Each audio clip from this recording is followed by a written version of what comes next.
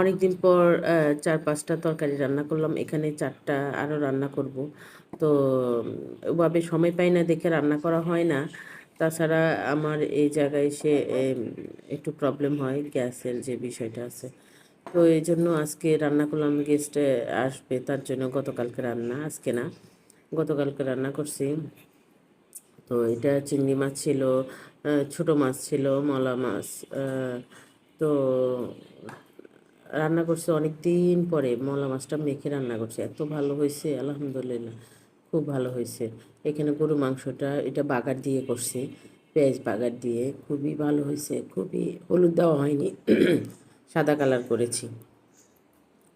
তো এত ভালো হবে আমি ভাবতেই পারিনি। খুব মনের মতো গ্যাস ছিল, ইচ্ছা মতো রান্না করছি। আর লাইভ করতে লাগছিলাম, লাইভটা কেটে গেছে।